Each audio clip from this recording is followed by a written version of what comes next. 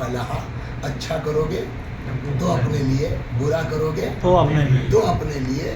تو ایک جوان آدمی تھا، ایسے ہی محمد حسن بھائی ٹائپ کی عمر رہی ہوگی شاید، تو صحابی کہا جائے گا رسول اللہ صلی اللہ علیہ وسلم. اس کو یہ آیت بڑی اچھی لگ گئی، وہ بڑھیا تیز آواز میں گنگنایا کرتا تھا اس آیت کریمہ کو. ان احسنتم احسن. بغل میں ایک یہودی عورت تھی، وہ تپے، یہ کم وقت جو ہے شور مچاتا ہے. ایک دن اس کو اتنا غصہ آیا، اس نے کہا اچھا بیٹا بتاتے ہیں. ایک دن اس نے حلوہ بنایا، زہر ملایا، جھنجٹ ختم.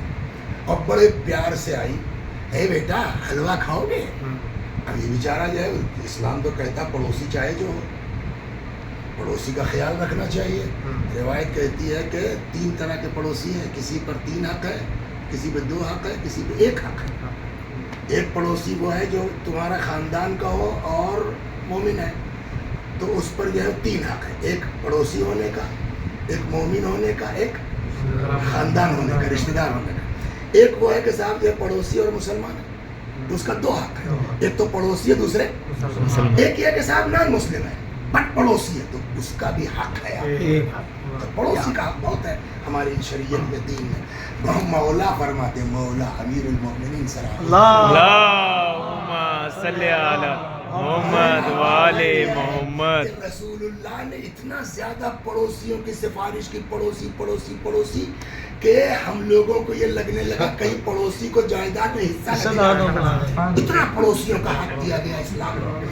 تو وہ بیچارہ مسلمان آدمی، صحابی پیغمبر، پڑوسن کی حلوہ کھاؤ گے؟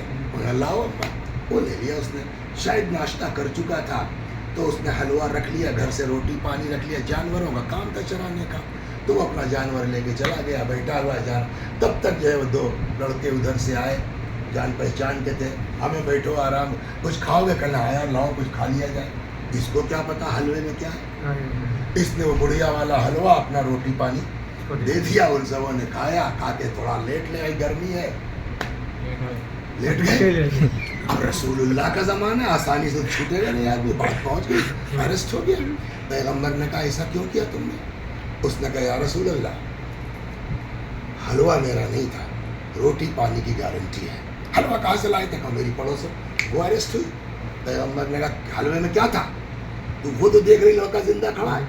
کہنے صاحب پڑوسی کے ناطے ہم نے محبت میں جو ہے وہ ان کو کھلایا، اور یہ جو ہے ہم کو صلہ دے رہے ہیں. یہ پیغمبر نے کہا اچھا، تمہارا حلوہ کھا کے 2 لڑکے مر گئے اور تم کہہ رہی ہو کہ جو ہے وہ کہاں؟ رسول اللہ نے کہا دکھلاؤ. تو لے گئے. جب چادر پلٹی معلوم ہوا اسی بڑھیا کے دونوں. یہ قرآن کہہ رہا ان احسنتم. ہو سکتا ہے، دیکھیے میری بات نوٹ، ہو سکتا ہے آج آپ نے جو ہے وہ، کیا نام ہے آپ کا؟ مظفر صاحب کو ہم نے آج پھنسا دیا. یہ بیچارے پھنس گئے، جیل چلے گئے، اللہ محفوظ رکھے، خروج ہو گیا، ہم جیت گئے نا. لیکن حقیقت یہ نہیں ہے، جیتے نہیں.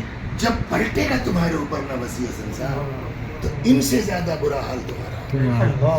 لہٰذا یہ چیز اگر آدمی ذہن میں نشین کر لے نا، عورت کو مارنا کیسا ہے؟ بہت بڑا. روایت کہتی ہے لا تضربوا نساءکم، خبردار عورتوں پہ ہاتھ مت اٹھانا. جنت کے دروغہ کا نام ہے رضوان، اور جہنم کے مالک. اگر کوئی اپنی بیوی کو 1 ہاتھ مارتا ہے، روایت کہتی ہے کہ کل کو مالک جو ہے جہنم کا دروغہ، وہ ہر جو ہے وہ تماچے کے بدلے 70 مارے گا. تو بہت منع کیا گیا.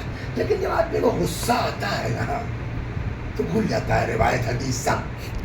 ایک صاحب تھے، انہوں نے اپنی بیوی کو مار دیا، وہ ڈنڈا بے تکا پڑ گیا سرور پہ، کہیں مر گئی. اب ان کی حالت خراب.